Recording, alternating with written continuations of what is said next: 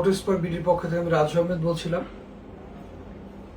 আসলে আমরা সবাই গাড়ি যারা ইউজ করি আসলে অনেকেই জানি না গাড়িতে অনেক কিছু ইম্পর্টেন্ট বা খুব দামি কিছু ইকুইপমেন্ট থাকে যেগুলো আসলে অনেক সময় প্রবলেম বা নষ্ট হলে আমরা অনেক সময় আইডেন্টিফাই করতে পারি না। সো বিশেষ করে যেই গাড়িগুলো হাইব্রিড গাড়ির সাথে আমরা সবাই সম্পৃক্ত, হাইব্রিড ওয়ার্ডটার সাথেও আমরা সবাই সম্পৃক্ত। তো হাইব্রিড গাড়ির বেসিক্যালি কয়েকটা প্রবলেম হয় যেগুলো আমরা সবাই জানি।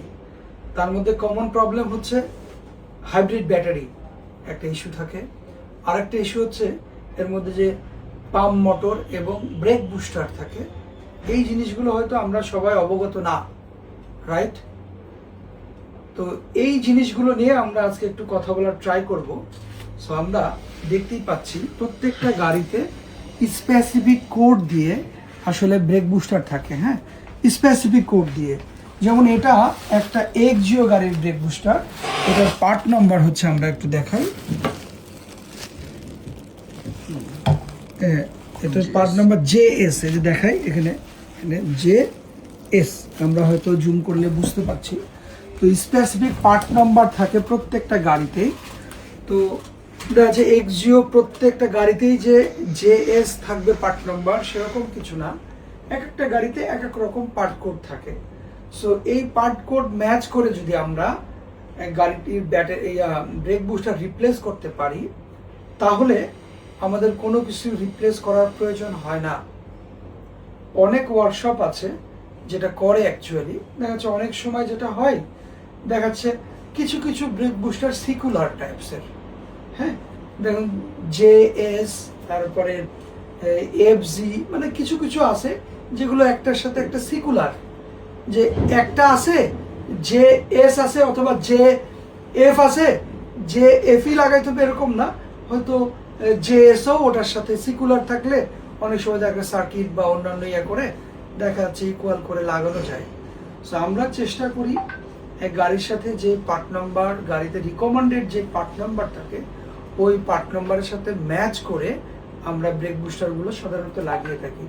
এতে করে কি হয়, এতে করে আপনার লংজিভিটি বলেন, পারফরমেন্স বলেন, হ্যাঁ, সবগুলোই বেড়ে যায়। এবং আমরা চেষ্টা করছি আমরা সব যে রিকমেন্ডেড যেই পার্ট কোড থাকে সেটা দিয়েই আমরা আসলে ইনস্টল করে থাকি। সেটা হচ্ছে একটা ব্রেক বুস্টার। আর ব্রেক বুস্টারের সাথে ব্রেক বুস্টারের কাজ কি আসলে সেই সম্পর্কে আমরা একটু ধারণা দিতে পারি। ব্রেক বুস্টার হচ্ছে পাওয়ার বুস্ট করে বা পাওয়ার জেনারেট করে, হ্যাঁ। এখানে হচ্ছে আমরা তো আলতোভাবে ব্রেকে পাড়া দিই, দেখা যাচ্ছে এত বড় একটা গাড়ি থেমে যায়, ইনস্ট্যান্ট থেমে যায়, তাই না? সো আলতো পাড়াতে তো আসলে থামার কথা না অ্যাকচুয়ালি।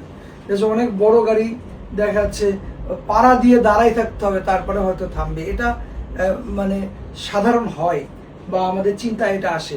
কিন্তু ব্রেক বুস্টার, পাম্প মোটর, এটা কি করে পাম্পটাকে জেনারেট করে। ধরেন আপনি আলতো করে দিলেন, প্রেস করলেন, দেখা যাচ্ছে আপনার 1% প্রেস করলেন, সে 100% সে প্রেশার ক্রিয়েট করলো করে ইনস্ট্যান্ট ওটাকে আমরা গাড়িটাকে থামাই দেয়। তো এই ব্রেক বুস্টার এবং এই পাম্প মোটর সিকুলার, এই ব্রেক বুস্ট পাওয়ার জেনারেট করে এবং এটাকে পাওয়ারটাকে বুস্ট করে দুটার কম্বিনেশন করেই আসলে চাকাটাকে সে স্টপ করে, রাইট? তো এগুলো আসলে হাইব্রিড গাড়ির জন্য খুবই ভাইটাল একটা জিনিস। সো আমরা আসলে অনেকেই চিন্তিত হয়ে যাই যে হাইব্রিড গাড়ি ব্রেক বুস্টার নষ্ট হয়ে গেলে দেখা অনেক টাকার ব্যাপার, এরকম আমাদের একটা ভুল ধারণা বা চিন্তা থাকেই সবার। তো আমি সেই ভাইদেরকে আশ্বস্ত করতে চাই এগুলো নিয়ে ভয় পাওয়ার কিছু নাই। আপনাদের বাড়ির পাশে উত্তরবঙ্গের রাজশাহীতে অবস্থিত অটো স্পার্ক সেল পয়েন্ট রয়েছে, যেখান থেকে অ্যাটলিস্ট আপনার যে টেনশন, আই হোপ যে আপনার টেনশন অটো স্পার্কে দিয়ে দেন, ইনশাল্লাহ ভালো একটা ফিডব্যাক পাবেন। আমরা চেষ্টা করছি আমাদের উত্তরবঙ্গের মানুষগুলো দেখা যাচ্ছে আগে সুবিধা বঞ্চিত ছিল, আমি বলতে পারবো যে আমাদের রাজশাহীতে এত ভালো মানের সার্ভিস পয়েন্ট এবং ভালো মানের টেকনিশিয়ান ছিল না, যেখান থেকে আসলে আপনি সব ধরনের সার্ভিস পাবেন, আই হোপ। তো এই ব্রেক বুস্টার না, শুধু আরও কয়েকটা কথা বলতে চাই।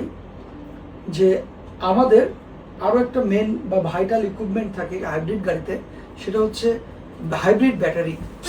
তো হাইব্রিড ব্যাটারি আসলে কি অনেক জায়গায় অনেকে অনেকভাবে অ্যাবিউজ করা বলতে পারেন, অনেকে অনেকভাবে করে। কারণ হচ্ছে কি হাইব্রিড গাড়িতে দেখা যাচ্ছে 20টা বা 22টা সেল থাকে। তো দেখা যাচ্ছে অনেকে সেল রিপ্লেস করে। সেল রিপ্লেস করলে আসলে প্রোগ্রামিং করে মানে আগের মতো পারফরমেন্স আমি বলবো কখনোই পাওয়া যাবে না। আসলে টোটাল কম্বিনেশন করেই ওটার পাওয়ারটাকে একটা মাত্রায় নিয়ে এসে তারপরে দেখা যাচ্ছে গাড়ি সঞ্চালন হয়। তো যখন আপনি একটা সেল চেঞ্জ করবেন, আগেরগুলো তো পুরনো, সো হয়তো যেটা নতুন চেঞ্জ করবেন ওটা আসলে ওইভাবেই পারফরমেন্স করবে না। তো আমার সহজ সাজেস্ট হচ্ছে যে হাইব্রিড ব্যাটারিটা রিপ্লেস করাই হচ্ছে ভালো পরামর্শ। যদিও একটু এক্সপেন্সিভ, চেষ্টা করতে হবে। দেখা যাচ্ছে অনেকে কি করেন, দেখা যাচ্ছে অনেকের পরামর্শে সেল চেঞ্জ করেন, তারপরে দেখা যাচ্ছে মাঝে মাঝে কোড উঠলে দেখা যাচ্ছে কোনো জায়গায় যে স্ক্যান করে কোডটাকে রিমুভ করেন। আসলে ইনিশিয়ালি কোডটা হয়তো রিমুভ হয়ে যাবে, কিন্তু পার্মানেন্টলি কখনোই যাবে না, বিকজ অফ কোনো একটা প্রবলেমের কারণেই ও কোডটা আসতেছে। যতক্ষণ পর্যন্ত ওই কোডটা মানে প্রবলেমটা সলভ আউট না হবে ততক্ষণ পর্যন্ত কিন্তু ওই কোডটা যাবে না। সো এখানে অনেকেই আছে স্ক্যান করে হয়তো 1-2 হাজার টাকা বারবার স্ক্যান করে আমরা খরচ করে থাকি। ব্যাটারি সেল চেঞ্জ করা এখানে 10-12 হাজার 15 হাজার টাকা আমরা করে থাকি, চেঞ্জ করে থাকি। তো আসলে এটা আমি বলবো যেটা ক্ষতির মাত্রা ডে বাই ডে বাড়বে, ভালো সলিউশন পাবেন না। ভালো সলিউশন হচ্ছে আপনি ব্যাটারিটা রিপ্লেস করতে পারবেন অ্যাজ আর্লি পসিবল। সো আরও কিছু বিষয় যেগুলো আসে সেগুলো আমি একটু শেয়ার করতে চাই। দেখা যাচ্ছে প্রোডাকশন ইয়ার একটা ইস্যু। ধরেন আপনি 2013-এর একটা গাড়ি আপনি কিনেছেন বা চালাচ্ছেন, 2026-এ এসে দেখছেন যে ব্যাটারিটা পারফর্ম করছে না, ব্যাটারি রিপ্লেসের সিগন্যাল দিচ্ছে। এই যে 13 বছর একটা বিগ টাইম ভাইয়া, 13 বছর। তো 13 বছর তো ব্যাটারিটা ভালোভাবে সার্ভিস প্রোভাইড করেছে। সো আপনি যদি এখন আবার ধরেন আরও একটা নতুন ব্যাটারি, ধরেন সেটা 2022, সেটা 2023 অথবা 2024, আইদার 2025, আপনি যে কোনো একটা যদি আবার ইনস্টল করেন সেক্ষেত্রে আপনি আবার 10 ইয়ার লাইফ টাইম পাবেন ব্যাটারির। সো আমরা আসলে যেহেতু প্রতিনিয়তই ব্যাটারি রিপ্লেস করছি, আমার কাছে প্রচুর কাস্টমার বিভিন্ন ধরনের প্রশ্ন করেন। সো আমি সবাইকেই বলি যে যখন তারা কেনেন চেষ্টা করেন দেখা যাচ্ছে আপনার ওই আপডেটটা লাগানোর, দেখা যাচ্ছে 25-26। যদি আপনার মনে হয় যে না আপনি আপডেট আপনার জন্য আপনি অ্যাফোর্ডেবল, তাহলে আপনি 25-এরটা লাগাতে পারেন। তাছাড়া 22, 23, 21 এগুলো লাগালেও কোনো প্রবলেম নেই, আপনি 10 ইয়ার্স সাপোর্ট পাবেন। তো যাই হোক, আমরা আসলে আরও একটি ব্যাটারি নিয়ে আরও একটি কথা বলতে চাই। আসলে হাইব্রিড ব্যাটারি একটা ভাইটাল ইস্যু। সো আসলে আমরা হাইব্রিড ওয়ার্ডটার সাথে পরিচিত, কিন্তু হাইব্রিডটা কিভাবে চলে, কিভাবে সে পরিচালিত হয়, এই বিষয়গুলো আমরা আসলে অনেকেই জানি না। দেখা যাচ্ছে কিছুদিন আগে আমরা একটা গাড়ি পেয়েছি, নতুন গাড়ি, দেখা যাচ্ছে সে Mobil filter, air filter, gear oil কোনোটাই চেঞ্জ করেন নাই। গাড়ি কিনেছে প্রায় 1 বছর হয়ে গেছে। সো আসলে তাকে হয়তো কেউ বলেও নাই যেগুলো চেঞ্জ করতে হয়, সে গাড়ি কিনে তার মতো করে চালাচ্ছে। তো আমরা এসে দেখলাম কুলিং ওয়াটার থেকে শুরু করে সব কিছু নষ্ট হয়ে গেছে।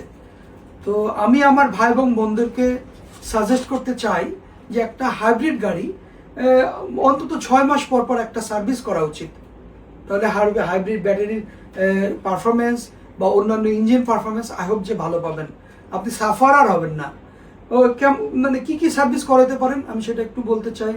দেখা আফটার 6 মান্থ পর পর আপনি যেটা করতে পারেন, হাইব্রিড গাড়িতে একটা বোমা থাকে, আমরা জানি। আমরা যারা ওয়্যার হাউসের লোক আমরা বোমা বলি, ব্যাটারি বলি না। আসলে বোমা যেটা সেটাই ব্যাটারি। আসলে এই বোমা বলি এই কারণে যে এটা আমাদের কোথায় থাকে আমরা কেউ অবগত না। আমরা সবাই ইঞ্জিন খুলে সার্চ করি যে এখানে মনে হয় ব্যাটারি আছে। সামনে একটা ব্যাটারি থাকে, সেটা হচ্ছে অক্সিলারি ব্যাটারি, যেটা স্টার্টিং ব্যাটারি। আর যেটা হাইব্রিড ব্যাটারি আমরা বলি সেটা হচ্ছে পিছন সিটের নিচে থাকে মূলত ম্যাক্সিমাম গাড়িগুলোতে। হ্যাঁ, তো এটা পিছন সিটের নিচে থাকার কারণে ওটা সিটের নিচে থাকে, এটা একটা ভ্যাকুয়াম প্লেসে থাকে যে জায়গায় হাওয়া বাতাস খুব কম প্রবেশ করে, বাট এর হাওয়া নেওয়ার জন্য, এয়ার সার্কুলেশনের জন্য এর একটা নালী আছে, সিটের পাশে একটা ছোট্ট একটা নালী আছে যেখান থেকে সে হাওয়া নেয়। মানে হাইব্রিড ব্যাটারিটা কুলিং হওয়ার জন্য, কুল করার জন্য একটা হাইব্রিড ব্লুয়ার ফ্যান থাকে, যেটা আসলে ওই ব্যাটারির পাশেই থাকে, যেটা আসলে হাওয়া সাকশন করে। এখন দেখা যাচ্ছে আমরা আসলে ওর নালীটাই বন্ধ করে দিয়েছি, বা প্রচুর ডাস্টের কারণে সে হাওয়া সাকশন করতে পারছে না। সেক্ষেত্রে কি হয়, ব্যাটারিটা অনেক হিট হয়ে যায়। আমরা তো বুঝি না, সেটা আমাদের দোষ না, কারণ আমরা জানি না, এটাও আমাদের দোষ না, বাট আমরা তো জানতে পারি। যারা আসলে হাইব্রিড ইউজার বা আমাদের কাছে আসলে আমরা তো সৎ পরামর্শ দিতেই পারি, রাইট? তো ওটা যখন হিট হয়ে যায় তখন এটা যে কোনো সময় হয়তো হিটের কারণে বাস্ট হয়ে যেতে পারে, সেজন্য আমরা ওকে বোমা বলি। সো আফটার 6 মান্থ পর পর আমি সাজেস্ট করবো আমার ভাই এবং বন্ধুদেরকে যে অ্যাটলিস্ট আপনারা সার্ভিসটা নেবেন এবং আমাদের এক্সপার্টকে এসে বলবেন যে হাইব্রিড ব্যাটারি সার্ভিস করতে চাই এবং এখানে যে ব্লুয়ার ফ্যান আছে ওটা ক্লিন করব, তাহলে আমাদের এক্সপার্টরা আই হোপ বুঝে যাবে। সো হাইব্রিড ব্যাটারি এবং ব্রেক বুস্টার এগুলোই মূলত আমরা হাইব্রিড গাড়িতে চেঞ্জ করে থাকি। সো এগুলো একটা সময় অনেক প্রবলেমের কারণ ছিল। সো এখন আমি বলবো যে এখন কোনো প্রবলেম নাই, খুব ইজিয়ার ওয়েতে এগুলো চেঞ্জ করা যায়। আমাদের দক্ষ এক্সপার্ট রয়েছে যারা খুব অল্প সময়ের মধ্যে এই ব্রেক বুস্টারটা চেঞ্জ করে, ব্রেক বুস্টারের সাথে আবার ব্রেক অয়েল লাগবে, তারপর ক্যালিব্রেশন করা লাগবে, করতে মানে মোটামুটিভাবে 1.5 থেকে 2 ঘন্টার মধ্যে আই হোপ যে আমরা ডেলিভারি দিতে পারি। তো যারা আসলে এই প্রবলেমগুলো ভুগছেন, দেখা যাচ্ছে ব্রেক বুস্টার, পাম্প মোটর, তারপরে কম্প্রেসার আর দেখা যাচ্ছে হাইব্রিড ব্যাটারি, আমি বলতে পারি আমরা অটো স্পার্ক রাজশাহীতে আলহামদুলিল্লাহ আমাদের রেসপন্স ভালো, আমরা ভালো সার্ভিস প্রোভাইড দিই এবং রিজনেবল প্রাইসের মধ্যে দিচ্ছি। আরেকটা ডিভাইস আছে, আমরা দেখাই নাই, এটা হচ্ছে একটা কম্প্রেসার মেশিন। আমরা যে গরমে বলি না যে ভাই আমার অনেক গরম লাগছে, আমার বাতাস লাগছে না, আমার এসিতে কাজ করছে না, এসি যেটাতে কুল করে কম্প্রেসার যেটা ঠান্ডা ক্রিয়েট করে, সেটাই হচ্ছে এটাই হচ্ছে কম্প্রেসার। এক একটা গাড়িতে এক এক মডেলে এক এক রকম থাকে। হ্যাঁ, সো একটা গাড়ির কম্প্রেসার নষ্ট হয়ে গেছে, আমরা এটা আজকে রিপ্লেস করে দিব। যেহেতু এখন প্রচণ্ড গরম, খুবই তাপমাত্রা রাজশাহীতে, আমের সময় আম পাকবে, তো ওই জায়গা থেকে আমি বলতে পারি যে আপনার এসি বা অন্যান্য যে প্রবলেমগুলো আছে, A to Z যে প্রবলেমগুলো রয়েছে, আপনি প্রবলেম নিয়ে আমাদের কাছে আসুন, আমরা চেষ্টা করব আপনাকে ভালো একটা সার্ভিস প্রোভাইড করার। তো যাই হোক, আমাদের ওয়েবসাইট দেওয়া আছে www.autosparkbd.com, আপনি এখান থেকে আমাদের সাথে যোগাযোগ করতে পারবেন।